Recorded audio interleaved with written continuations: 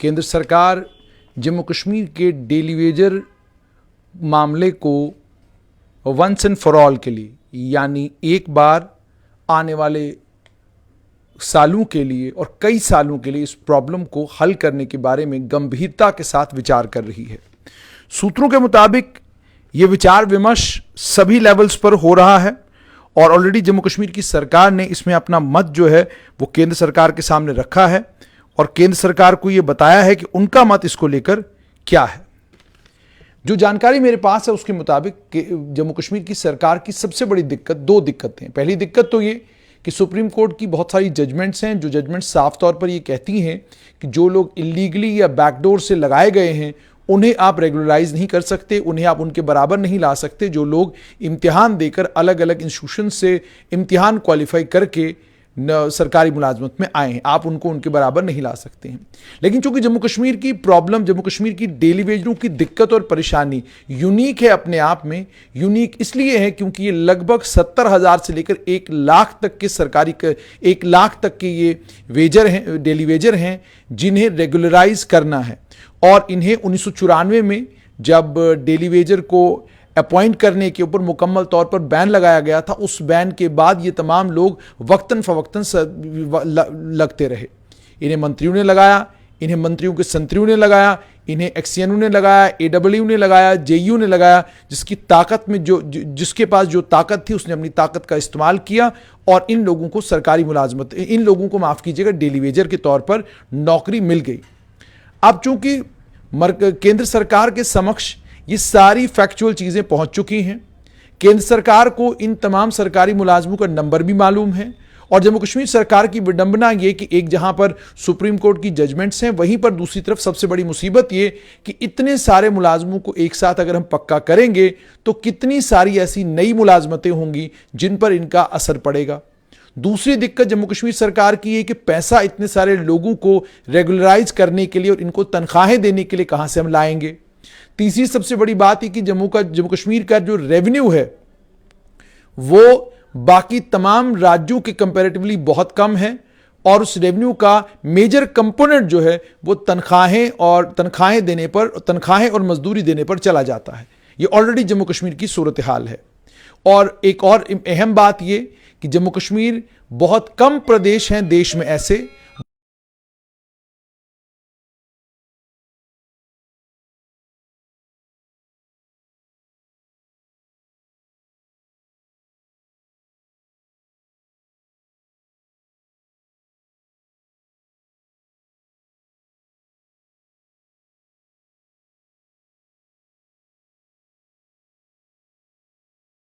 Local fund workers हों, left out ad hoc, contract, consolidated workers हों, इन तमाम लोगों के लिए जम्मू कश्मीर की सरकार ने एसआरओ 520 लाया था। जब जम्मू कश्मीर की सरकार ने एसआरओ 520 लाया था, सरकार थी भारतीय जनता पार्टी की और पीडीपी की। उस सरकार ने यह तय किया कि हम इन्हें, इन तमाम डेली वेजेस को हॉस्पिटल डेवलपमेंट फंड के जरिए लगाए गए लोगों को, लोकल फंड वर्कर्स को, left out ad hoc, contract, consolidated workers को, इन तमाम लोगों को हम रेगुलराइज करेंगे एसआरओ 520 के तहत। इनको रेगुलर मुलाजमत हम लोग देंगे। और यह भी उस ऑर्डर में लिखा गया था कि ये वो तमाम लोग हैं जिन्हें 31 जनवरी 1994 के बैन के बाद लगाया गया है। उसके बाद इसमें एनवाईसीज और लैंड ओनर्स, उन्हें भी एंगेज करने की बात की गई थी, जिसके लिए एक प्रोसीजर तैयार किया गया था और सीजनल वर्कर्स की बात भी इसमें की गई थी। तो एसआरओ 520 के तहत इन तमाम लोगों को रेगुलराइज करने की बात जम्मू कश्मीर की सरकार ने की थी। लेकिन उस वक्त की सरकार की भी सबसे बड़ी परेशानी यह थी कि 1 लाख से ज्यादा लोगों को रेगुलराइज करने के लिए हम पैसा कहां से लाएंगे,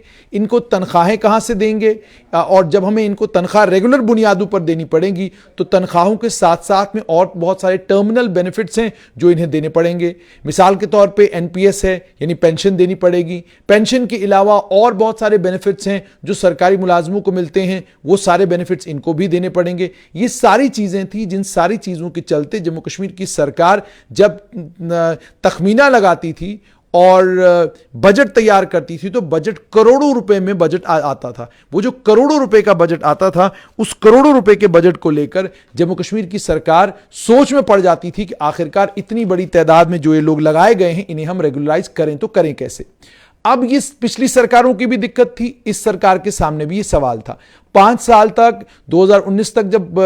केंद्र में भारतीय जनता पार्टी की पहली सरकार बनी, उस सरकार के समक्ष ये प्रॉब्लम इसलिए नहीं थी क्योंकि तब जम्मू कश्मीर केंद्र शासित प्रदेश नहीं था। अब चूंकि जम्मू कश्मीर केंद्र शासित प्रदेश है और गृह मंत्रालय डायरेक्टली जम्मू कश्मीर की देखरेख कर रहा है और गृह मंत्रालय का इंटरफेरेंस लगभग जम्मू कश्मीर की तमाम पॉलिसी मेकिंग में होता है, उसी इंटरफेरेंस के चलते सूत्रों के अनुसार यह बताया जा रहा है कि केंद्रीय गृह मंत्रालय के सामने भी यह सवाल आया है और वो भी इस सवाल का जवाब तलाश करने में लग गए हैं। मैंने पहले भी आपको एक खबर में बताया था कि केंद्रीय गृह मंत्रालय गंभीरता के साथ इस बात पर सोच विचार कर रहा है कि कैसे कोई रास्ता निकाला जाए कि इतनी बड़ी तादाद में casual, daily Vaser, hospital development fund में लगाए गए लोग, लोकल फंड में लगाए गए लोग, लेफ्ट आउट, एडहॉक, कॉन्ट्रैक्ट बुनियादों पर लगाए गए लोग, कंसोलिडेटेड वर्कर्स, इन तमाम लोगों को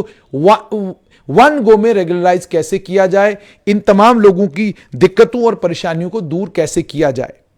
इस पर मरकजी सरकार सोच विचार कर रही थी। उसके बाद आपने देखा होगा पीएचई के लोग हड़ताल पर बैठे, उसके बाद अलग अलग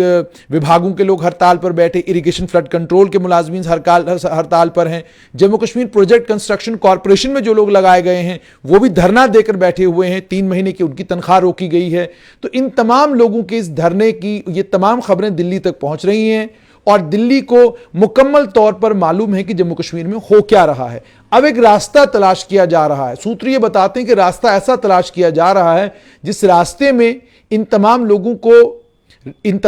को सहूलियत भी मिले, इन्हें वो तनख्वाहें भी मिले जिन तनख्वाहों की इनको उम्मीद और तवक्का भी है, और सरकार के ऊपर कोई बड़ा बोझ भी ना पड़े, कोई बड़ा बर्डन भी ना पड़े कि सरकार के लिए उस बर्डन को आने वाले वक्तों में या आने वाले सालों में कैरी करना मुश्किल हो जाए। अब उसके लिए चूंकि सोच विचार अलग अलग लेवल्स पर चल रहा है, सोच विचार के बाद क्या निकल के आता है,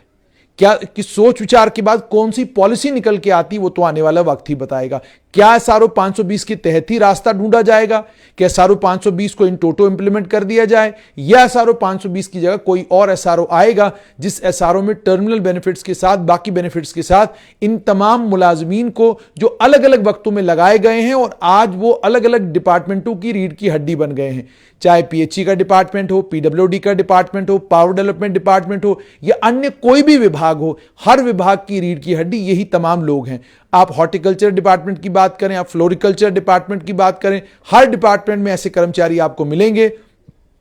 जिनके बगैर डिपार्टमेंट का चलना या डिपार्टमेंट को चलाना लगभग नामुमकिन है।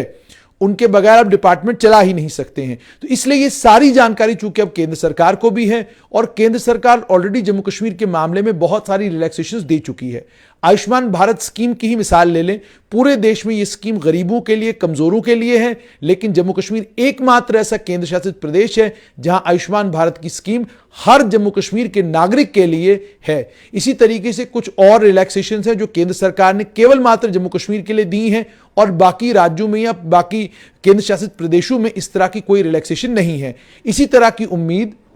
और तवक्का यह है कि शायद कैजुअल और डेली वेजर, एचडीएफ, एलएफडब्ल्यू यानी local fund workers, left out, ad hoc, contracted, consolidated workers, शायद इन तमाम लोगों के लिए या तो एसआरओ 520 या एक नया रास्ता, एक नई पॉलिसी लाई जाएगी जिस पॉलिसी के तहत इन तमाम लोगों को वन गो में रेगुलराइज करने पर गंभीरता के साथ सोच विचार हो रहा है। और यहां पर यह बताना आपको बहुत ज्यादा जरूरी है, जिस वक्त वो स्कीम लाई गई उस वक्त यह कहा गया कि ये रूल्स उन तमाम लोगों के ऊपर अप्लाई होंगे जो 17 मार्च 2015 तक daily wager, HDF, local fund, left out, ad hoc, consolidated और कॉन्ट्रैक्ट वर्कर्स लगे हैं। यानी 17 मार्च 2015 तक जितने भी लोग जो इतने भी डेली वेजेस लगाए गए हैं उन तमाम लोगों के लिए वो एसआरओ 520 था। और ये नई अगर कोई पॉलिसी आती उसमें भी हद यहीं तक होगी, इसके बाद अगर कहीं कोई लगा है तो उसके लिए सरकार के पास कोई दरवाजा नहीं होगा, कोई रास्ता नहीं होगा। और ये स्कीम कंटिंजेंट पेड लोगों के लिए, पार्ट टाइम या बाकी जो लोग जिनकी वेजेस कम है डेली वेज के मुकाबले में उनके लिए नहीं है, टेन्यूअर पोस्ट एकेडमिक अरेंजमेंट के लिए नहीं है, यानी जो लेक्चर्स एकेडमिक अरेंजमेंट में लगाए गए हैं, असिस्टेंट प्रोफेसर्स एकेडमिक अरेंजमेंट में लगाए गए हैं और काफी देर तक उन लोगों ने भी धरने दिए, प्रदर्शन किए, उनके लिए स्कीम नहीं है। ये ऑटोनॉमस बॉडीज में, नॉन गवर्नमेंटल एजेंसीज में, पब्लिक सेक्टर अंडरटेकिंग्स में, कॉर्पोरेशंस में, गवर्नमेंट कंपनियों में, सोसाइटियों में लगाए गए लोगों के लिए आने वाली पॉलिसी में भी कोई रिलैक्सेशन नहीं होगी। जो रिटायर्ड लोग हैं सरकार के और अलग अलग जगहों पर काम कर रहे हैं, उनके लिए भी इसमें कोई बेनिफिट नहीं होगा। अब बड़ी दिक्कत, और एक और बड़ी दिक्कत थी, एक और बड़ी दिक्कत एसआरओ 520 की ये थी कि उसमें आज भी परमानेंट रेजिडेंट का क्लॉज है, जबकि परमानेंट रेजिडेंट का क्लॉज जो है जम्मू कश्मीर से खत्म हो चुका है। अब डोमिसाइल का क्लॉज है। डोमिसाइल के अलावा उसमें यह रखा गया था कि 8वीं पास मिनिमम क्वालिफिकेशन होनी चाहिए, एज का मैक्सिमम और मिनिमम क्राइटेरिया इनिशियल अपॉइंटमेंट पर होना चाहिए, 10 साल की कॉन्टिन्यूअस वर्किंग उन्होंने कंप्लीट की होनी चाहिए, सीजनल वर्कर्स ने 120 महीने डिपार्टमेंट में काम करते हुए मुकम्मल किए होने चाहिए, कोई डिसिप्लिनरी प्रोसीडिंग उनके खिलाफ नहीं होनी चाहिए और वो डिपार्टमेंट में लगातार काम करते हुए होने चाहिए। और उसके अलावा ये भी कि एज रिलैक्सेशन भी उन तमाम लोगों को दी जाएगी। एज रिलैक्सेशन इसलिए भी देनी पड़ेगी क्योंकि जम्मू कश्मीर की सरकार में नौकरी पाने की भी एक उम्र है और रिटायरमेंट की भी एक उम्र है। बहुत सारे डेली वेजर कैजुअल ऐसे हैं जो उस उम्र को पार कर गए हैं, यानी 40 साल अगर नौकरी लेने की उम्र है तो कोई 45 का है, कोई 48 का है, कोई 52 का है, कोई 53 का है, कोई 59 साल का है, कोई 58 साल का है। तो इस तरीके से है, तो उनके बारे में भी सोचना है कि उन्हें किस तरीके से, किस तरह की रिलैक्सेशन दी जाएगी, रूल्स को कैसे रिलैक्स किया जाएगा ताकि उन्हें भी इन तमाम चीजों में एडजस्ट किया जा सके। उसके अलावा एसआरओ 520 में यह किया गया था कि स्किल्ड वर्कर्स जो हैं, यानी जिनके पास स्किल है, 10 से 15 साल का अगर वक्त हुआ है काम करते हुए, तो 13,000 तनख्वाह के बारे में बात की गई थी। 15 से 20,000 वालों को कहा गया था कि आपको 18,000 रुपए दिए जाएंगे और 20 साल से जायद जिनको वक्त हुआ है उनको 24,000 रुपया मिलेगा। अनस्किल्ड के लिए 10 से 15 साल के लिए कहा गया था 10,000, 15 से 20 साल के लिए कहा गया था 15,000 और 20 साल से ज्यादा का वक्त जिनको हो गया काम करते हुए उन्हें 20,000 रुपये तनख्वाह दी जाएगी। और साथ में यह भी कहा गया था कि न्यू पेंशन स्कीम के तहत इन्हें कवर भी किया जाएगा और उसके बाद एनुअल इंक्रीमेंट 3% भी इनको मिलता रहेगा और इन्हें गवर्नमेंट सर्विस असिस्टेंट कहा जाएगा, इन्हें किसी और नाम से नहीं बुलाया जाएगा। जैसे आपको यह भी पता होगा कि जम्मू कश्मीर में अब पीएन का कोई पोस्ट नहीं है, अब उनको मल्टीटास्किंग फोर्स कहा जाता है, एमटीएफ उनको कहा जाता है। इसी तरीके से इनके लिए भी एक टर्म लाई गई थी गवर्नमेंट सर्विस असिस्टेंट। अब ये तमाम चीजें केंद्र सरकार के सामने हैं और केंद्र सरकार अब जो सूत्रों के अनुसार अलग अलग लेवल्स पर इस बात पर सोच विचार कर रही है कि भाई टोटल कितना पैसा हमको लग सकता है इन तमाम लोगों को रेगुलराइज करने के लिए और उसके बाद हर साल इनको कितनी कितनी तनख्वाह, यानी वेज बिल हमारा कितना बनेगा, सैलरी बिल हमारा इन तमाम डेली वेजेस का कितना बनेगा और उसके बाद इनको रेगुलराइज करने के बाद कितनी पोस्टें असरअंदाज होंगी। क्या वाकई जैसे कहा जा रहा है कि क्लास 4 और उससे निचले लेवल पर या उससे थोड़े से ऊपर वाले लेवल पर पोस्टों पर जबरदस्त इसका असर पड़ेगा और एक लंबे वक्त तक जम्मू कश्मीर में क्लास 4 की पोस्टें नहीं आएंगी। उसके अलावा कुछ और पोस्ट हैं जिन्हें इनके लिए मुख्तस करना पड़ सकता है, यानी इनके लिए पोस्टों को रखना पड़ सकता है। नतीजा यह निकलेगा कि लंबे वक्त तक रिक्रूटमेंट जब भी होने लगेगी तो रिक्रूटमेंट के सिलसिलों में नए युवाओं को मौका नहीं मिलेगा, क्योंकि ऑलरेडी जम्मू कश्मीर की सरकार में अगर आपको जो अलग अलग सर्वेज हुए हैं उसमें ऑलरेडी सरप्लस मुलाजिम जम्मू कश्मीर में है। रिटायरमेंट होती है, रिटायरमेंट की जगह आप जो लोग रिटायर होते हैं उनकी जगह नए लोगों को जरूर लगाया जाता है, लेकिन जब आप कंपैरेटिव एनालिसिस करते हैं कि आबादी कितनी है और आबादी के हिसाब से जम्मू कश्मीर में मुलाजिम कितने हैं तो आपको पता चलता है कि जम्मू कश्मीर में आबादी के हिसाब से बहुत ज्यादा मुलाजिम है। पर उसकी वजह क्या है? उसकी वजह यह कि जम्मू कश्मीर में इंडस्ट्रियलाइजेशन तो है मगर उस पैमाने की नहीं है, उस लेवल की नहीं है जिस लेवल की इंडस्ट्रियलाइजेशन हमें दिल्ली में या बाकी राज्यों में देखने को मिलती है कि लोग गवर्नमेंट सर्विस की जगह, सरकारी मुलाजमत की जगह प्राइवेट मुलाजमत प्रेफर करते हैं। जम्मू कश्मीर में सरकारी मुलाजमत की हौड़ इतनी जबरदस्त है कि आपने देखा होगा पागलों की तरह लोग करोड़ों लाखों रुपया खर्च करते हैं और लाखों रुपया लोगों ने खर्च किया ताकि वो सब इंस्पेक्टर की रिक्रूटमेंट में बेईमानी के जरिए जो है अपने बच्चों को मुलाजमत दिला सके। आपने आज ही सुना होगा कि 1.25 करोड़ रुपया जो है वो अलग अलग कैंडिडेट से जमा किया गया, और वो जमा किस लिए किया गया, ताकि उनको सरकारी मुलाजमत मिल सके। उस सरकारी मुलाजमत के लिए 20-20, 25-25 लाख रुपया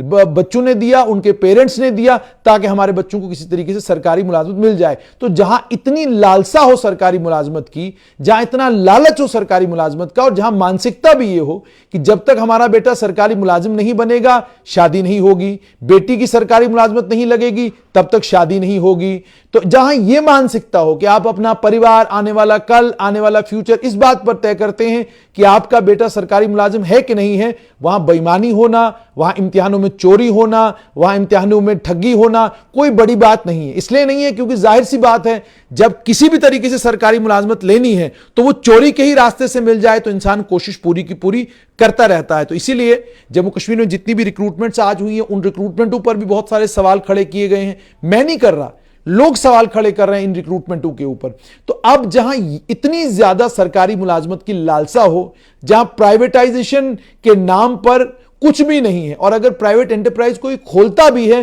तो उस प्राइवेट एंटरप्राइज को सरकार मौका ही नहीं देती ग्रो करने का। सरकार मौका ही नहीं देती उस प्राइवेट एंटरप्राइज को कि वो बड़े फले फूले, और जब वो फलेगा फूलेगा वो बड़ा पेड़ बन के जो है और कम से कम 40 लोगों को, 100 लोगों को मुलाजमत देगा, और जम्मू कश्मीर की जो अनएम्प्लॉयड की संख्या है उसको कम करेगा। जहां ऐसी स्थिति हो वहां पर बच्चों के लिए भी मजबूरी यही कि जनाब सरकारी मुलाजमत चाहिए, और जो लोग अब जो डेली वेज लगे उनकी मानसिकता क्या। जाहिर सी बात है, जहां फैक्ट्री में बच्चा काम नहीं करेगा, इंडस्ट्री कहीं नहीं है, आतंकवाद है, अलगाववाद की आग है, और चारों तरफ सारा मसला ठप है। आप एसएसआरबी के जरिए रिक्रूटमेंट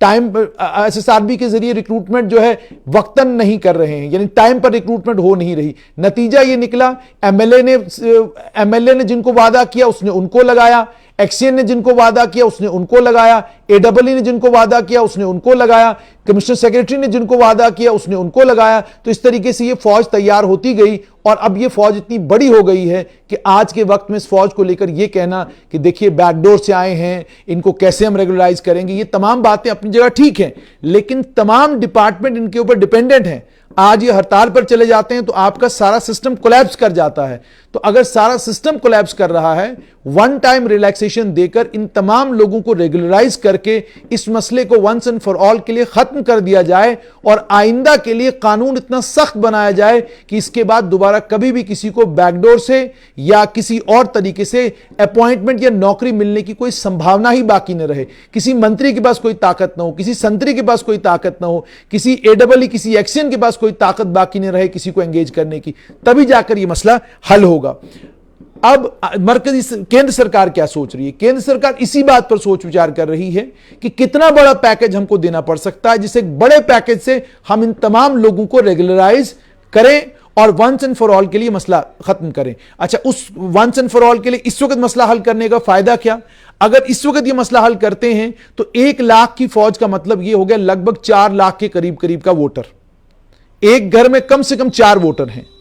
और अगर इनके रिश्तेदारों को भी आप मिला लें तो ये कम से कम 7-8 लाख के करीब करीब वोट्स बनते हैं। तो 8 लाख वोटों के ऊपर वोट कितना असर डाल सकते हैं और कितने समीकरण चेंज कर सकते हैं, वो राजनीतिक दलों को अच्छे से मालूम है। तो अगर इन तमाम लोगों को वन गो में रेगुलराइज किया जाता है, जो पार्टी वो करेगी, जो दल वो करेगा, उस दल को ही राजनीतिक फायदा इसका होगा। और दूसरी सबसे बड़ी बात, उस दल को ये क्रेडिट जाएगा कि जो पिछली सरकारों ने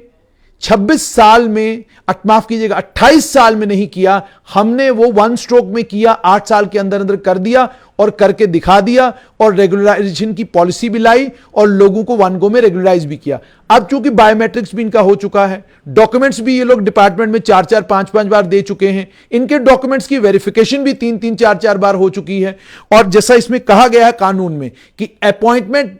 बाज़ाब्ता अपॉइंटमेंट ऑर्डर होना चाहिए, तो जिनका अपॉइंटमेंट ऑर्डर है और उसको देखा गया है, तो उसके बाद मुझे नहीं लगता कि कोई वजह बनती है कि सरकार और ज्यादा इसमें विलंब करे, सरकार और ज्यादा इसमें देरी करे, क्योंकि सिस्टम सुचारू रूप से अगर आपको चलाना है तो सिस्टम को आपको डिसिप्लिन में लाना पड़ेगा। यह कहकर कि ये लोग बैकडोर से आए हैं, इनको गलत तरीके से लगाया गया है, सुप्रीम कोर्ट की जजमेंट्स अपनी जगह, हाई कोर्ट्स की जजमेंट अपनी जगह, लेकिन इन जजमेंट्स के साथ साथ में हाई कोर्ट भी और सुप्रीम कोर्ट भी बड़ी बार ये कहती है कि कंपैशनेट ग्राउंड्स पर लोगों की मजबूरी और लोगों की परेशानी को ध्यान में रखते हुए, ठीक है, फैसले लिए जाने चाहिए। तो लोगों की परेशानी और लोगों की दुख तकलीफ को ध्यान में रखते हुए सरकार को अब, चूंकि ऑलरेडी सरकार इस पर सोच विचार कर रही है कि कितना बड़ा पैकेज हमको देना पड़ सकता है, जिस पैकेज को देने के बाद जैसे रहबर तालीम के मसले को वंस एंड फॉर ऑल के लिए सुपर न्यूमरी पोस्टें क्रिएट करके खत्म कर दिया गया। अब सुपर न्यूमरी पोस्टें क्रिएट हो गई, रहबर तालीम एडजस्ट हो गई। हां बिल्कुल, रहबर तालीम की एडजस्टमेंट के बाद मास्टरों की पोस्टें लंबे वक्त, टीचरों की पोस्टें लंबे वक्त तक नहीं निकलेंगी, वो एक हकीकत है। उससे इंसान जो है दूर नहीं रह सकता। लेकिन अब अगर सिस्टम के अंदर लोग अगर आ चुके हैं तो आप सिस्टम को करेंगे क्या? जाहिर सी बात है, जब आप इनको सिस्टम के अंदर लाएंगे, कल जब मुलाजमतें नहीं मिलेंगी तो किन को नहीं मिलेंगी? इन्हीं के बच्चों को नहीं मिलेंगी, इन्हीं के क्या कहते हैं आने वाली जनरेशन को नहीं मिलेगी। और जब इनकी जनरेशन इनसे सवाल पूछेगी कि जनाब नौकरियां क्यों नहीं है, तो इन्हें बोलना पड़ेगा